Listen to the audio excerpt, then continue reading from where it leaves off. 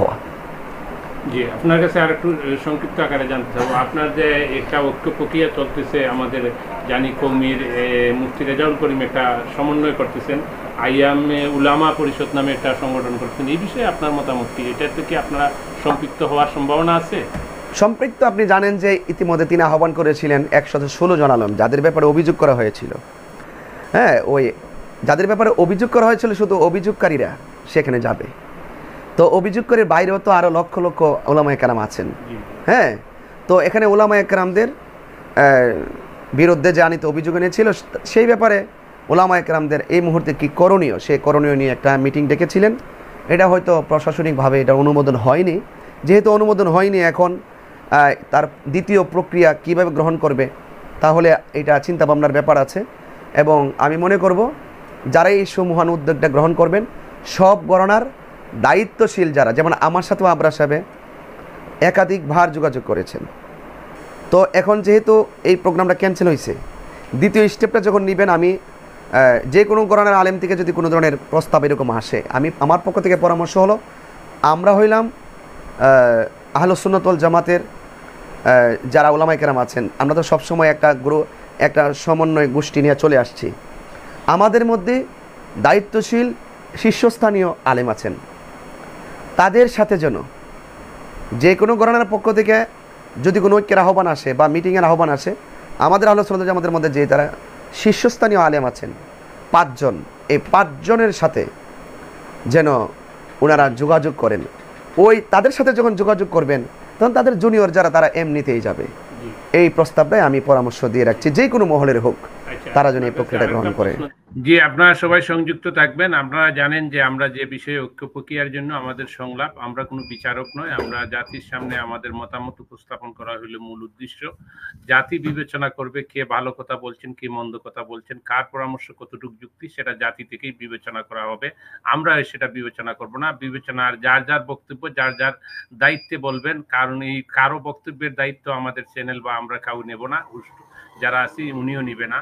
কারণ আমি একটি কথা বলতে চাই, আমরা জানি যে ইদানিং 116 জন আলিমের গত 2 তারিখ ইঞ্জিনিয়ার ইনস্টিটিউটে একটি মিটিং ছিল, সেটা যে কোনো কারণে হয়তো স্থগিত হয়ে গেছে, পরবর্তীতে প্রেস ক্লাবে নেওয়া হলো, সেটা স্থগিত হয়ে গেছে।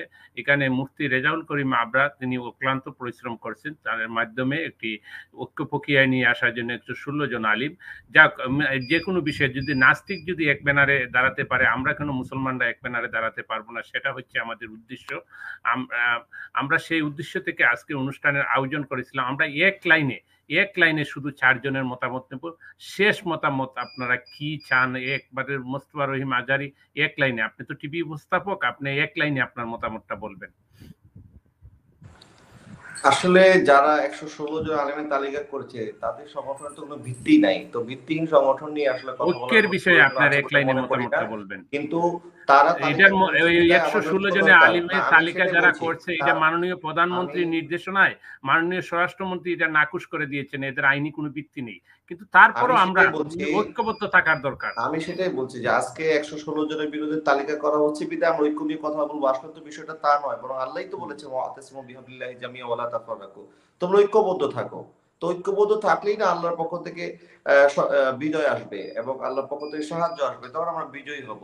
তো আমরা যদি ওই ইস্যু কেন্দ্রিক বা যখন সমস্যায় পড়বো তখন নিজেরা বসবো, আর বাকি সময় একজন আরেকজনের গীবত করবো, একজন আরেকজনের বড় চর্চা করব, মাইক সামনে পেলেই প্রতিপক্ষকে ঘায়েল করব, তাহলে এইভাবে তো একদিনই তো ঐক্য হয়ে যায় না।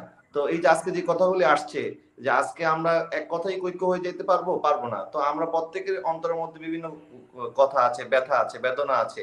তো আমরা কি সেই ব্যথা বেদনা ভুলে যেতে পারবো মুহূর্তের মধ্যে?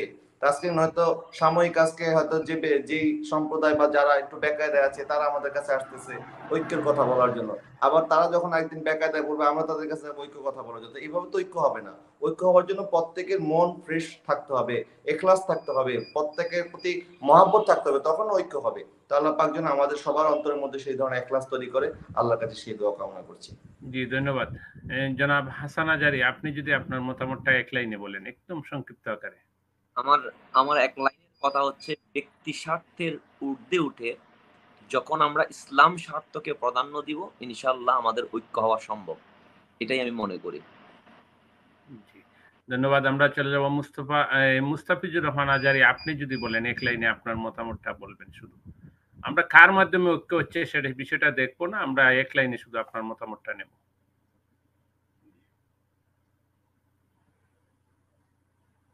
আপনার মাইক্রোফোন অফ আছে মুস্তাফিজ ভাই, আপনার মাইক্রোফোন অফ। সর্বশেষ আমি যে কথাটি বলবো দর্শকদের উদ্দেশ্যে, একজন মুসলিম আর একজন মুসলিমের জন্য আয়না স্বরূপ। আমাদের ভুল হবেই, আমরা মানুষ। এই ভুলগুলি আমরা যদি সুন্দর মন নিয়ে একজন আরেকজনকে এই কষ্ট না দিয়ে সরাসরি বলে দেই, ভাই আপনার এখানে ভুল হয়েছে, আপনি সংশোধন করে নেন, আকীদাগতভাবেই হোক বা আমলগতভাবেই হোক, তাহলে কিন্তু দূরত্ব অনেকটা কমে যাবে। আমরা কিন্তু এটা করি না, ভুল সংশোধন করে দেই না। এই জন্য আমার সর্বশেষ কথা হলো যে তাআওয়ানু আলাল বিররি ওয়াত তাকওয়া ওয়া লা তাআওয়ানু আলাল ইসমি ওয়াল উদওয়ান। আমরা পরস্পর ভালো কাজে, কল্যাণ কাজে সহযোগিতা এবং আল্লাহ রাব্বুল আলামিনের অবাধ্যতায় এবং শত্রুতায় আমরা।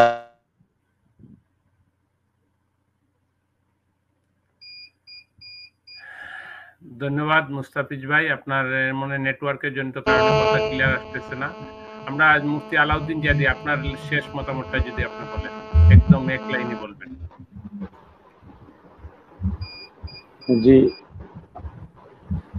জি, সাংবাদিক আজাদ ভাই, আমার একটা ফোন ঢুকছিল, এই জন্য আমি একটু বিলম্ব হয়েছে। আমি যে এক কথা যেটা বলবো, বাংলাদেশ এককভাবে আমাদের নয়, সবার বাংলাদেশ। বাংলাদেশে যত মানুষ বসবাস করে সবার বাংলাদেশ, এবং ইসলামিক দৃষ্টিতে অনেক সংগঠন রয়েছে, অনেক দল রয়েছে।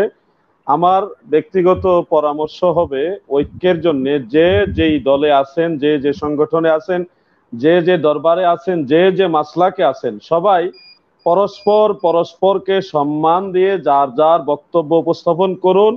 এবং যদি নিজেদের মধ্যে কোনো ধরনের ভুল থাকে, আল্লাহকে ভয় রেখে সেটা সংশোধন করে নেন। আক্রমণাত্মক, অর্থাৎ নিজের মতটাই সঠিক, আরেকজনেরটাই ভুল, আমি জান্নাতে যাব আর বাকি সব জাহান্নামে যাবে, এই ধরনের থিওরি চিন্তা আমরা ছেড়ে দেই।